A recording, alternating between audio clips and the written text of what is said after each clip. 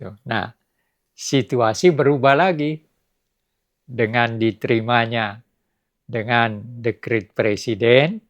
Akhirnya Bung Karno mempunyai kekuatan, dalam arti kata dia mempunyai posisi tidak sekedar presiden simbolis, tapi sekaligus juga sebagai kepala pemerintahan. Nah, ini yang disebut dengan, kalau tadi disebutkan demokrasi yang pertama disebutkan adalah demokrasi liberal, maka setelah Bung Karno berkuasa didukung oleh Angkatan Darat, maka periodenya disebut dengan periode demokrasi terpimpin. Ya, Pancasila tetap menjadi dasar negara, tetapi ya ada ideologi lain lagi juga yang dibuat oleh Bung Karno. Ideologi apa itu?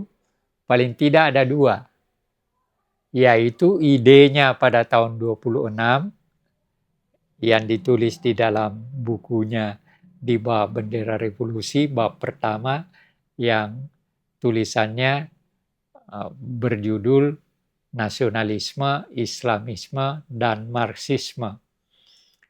Yang dimaksud dengan Marxisme di sini oleh Bung Karno jelas disebutkannya adalah komunisme.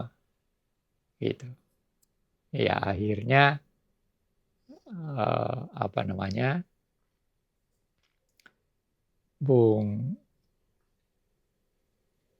Bung Karno merumuskan kembali idenya dengan Nasakom, istilah.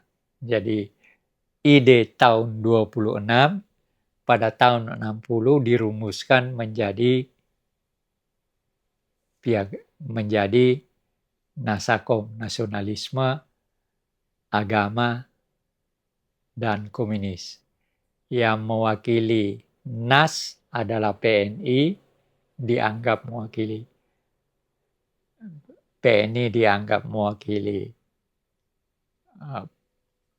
nasionalis, golongan nasionalis.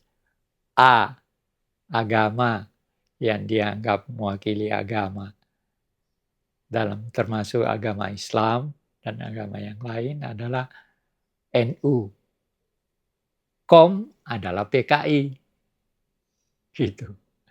Jadi, dan selama periode 60 sampai kejatuhan Bung Karno tahun 67, ya Nasakom itu yang bahkan PKI tampil seakan-akan pendukung utama dari Nasakom dengan selalu ketika itu ada banyak ideologi. Jadi misalnya Manipol Usdek.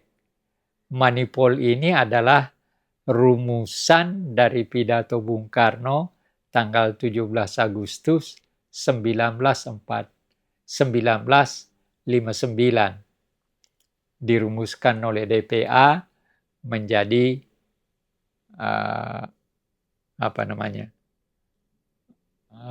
manifesto politik. Manipol itu. Jadi pidatonya dirumuskan menjadi Manipol. Dan Manipol ini digunakan oleh PKI sebagai alat agitasi. Dia selalu katakan, mari kita bersaing sebagai manipolis. Itu yang digunakan. Ya, tetapi di tengah-tengah situasi seperti itu juga, ya kembali lagi terjadi konflik di antara kekuatan-kekuatan politik. Dan ya memang ada situasi yang menurut saya agaknya Bung Karno secara psikologi kurang tepat menggunakan istilah merumuskan kembali ide tahun 26 ke tahun 60. Maksud saya begini, kalau pada tahun 26 persatuan itu memang diperlukan, dalam arti kata melawan imperialisme kan, kita kan dijajah. Jadi kita memerlukan persatuan. Maka tulisannya pada bab pertama itu dengan judul Nasionalisme, Islamisme, dan Marxisme meminta kepada ketiga kekuatan ini bersatu menghadapi penjajah, ya bisa diterima. Tetapi ketika kita merdeka, ya ada sesuatu yang sudah berubah dalam pikiran politikus kan. Para kekuatan-kekuatan politik udah mempunyai pemikiran yang berbeda.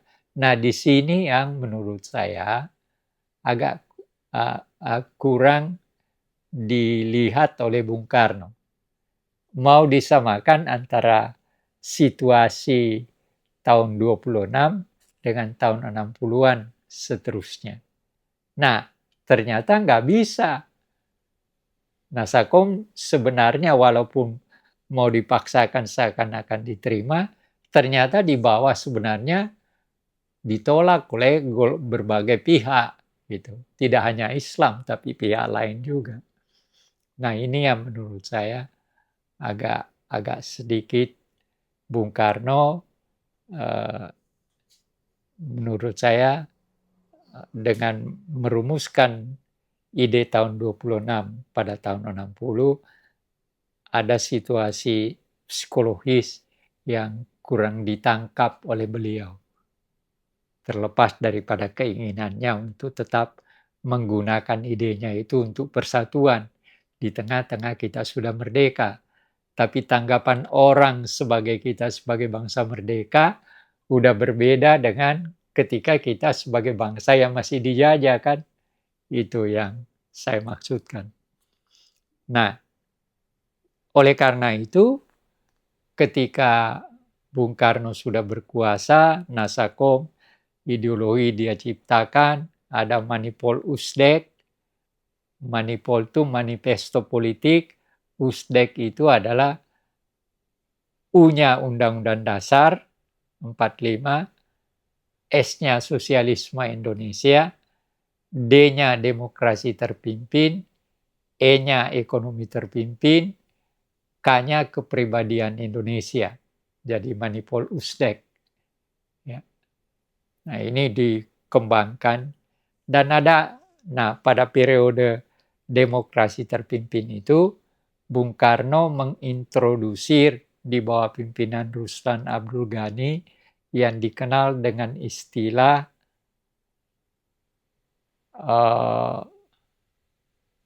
indoktrinasi Manipol Usdek. Ya, jadi ya dalam pegawai negeri,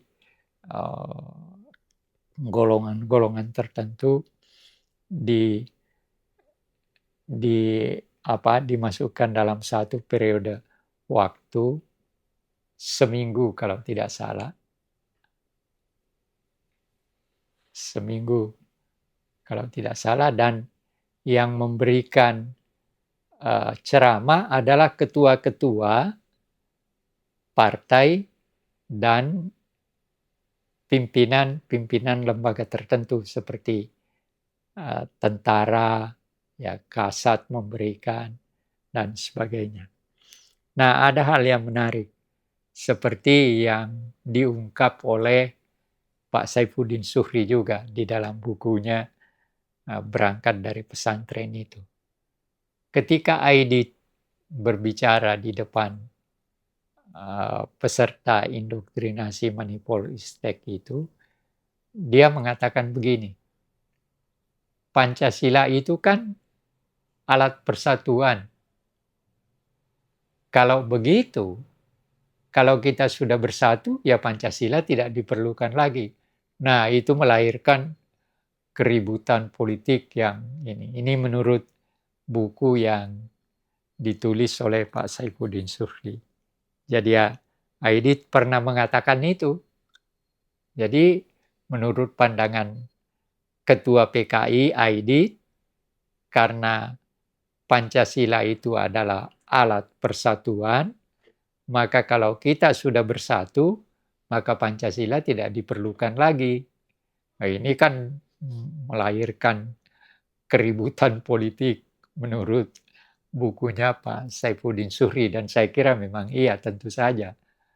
kan tidak berarti bahwa justru Pancasila itu menjadi bagian dari kelangsungan hidup kita sebagai bangsa dan negara sepanjang kita masih eksis, gitu.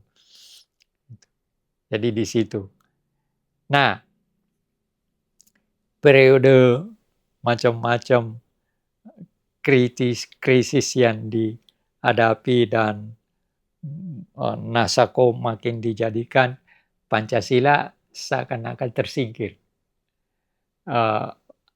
Karena Bung Karno menciptakan istilah Nasakom sebagai salah satu ideologi, lalu dia juga ciptakan istilah sosialisme Indonesia. Ya. Jadi ada 3 ideologi yang menjadi bagian dari kelangsungan hidup kita. Yang sebenarnya yang utama adalah Pancasila. Lalu tapi Bung Karno kemudian menambahkan Nasakom. Lalu kemudian menambahkan lagi sosialisme Indonesia. Itu. Jadi itu yang terjadi dalam periode demokrasi terpimpin. Nah, ketika Bung Karno jatuh, ganti dengan Pak Harto. Nah, dia mempunyai pemahaman yang bagaimana cara mengembangkan dan memahami Pancasila. Maka dia meminta Ruslan Abdul Ghani untuk membentuk P7, yang kemudian P7 ini Presiden Soeharto membentuk P7, kemudian P7 membentuk BP7 yang tentang pendidikan Pancasila. Ketuanya adalah Ruslan Abdul Ghani, dan kemudian BP7 melaksanakan apa yang dikenal dengan P4. Gitu. Ya, yang dibicarakan tentang Pancasila juga, artinya untuk mendalami Pancasila itu sebagai ideologi negara. Malah P4 itu, BP7 dibentuk, penceramah-penceramahnya disebut dengan istilah Manggala P4, Manggala P4. Itu. Jadi orang-orang khusus yang diberi kewenangan untuk berceramah tentang Pancasila di depan peserta P4.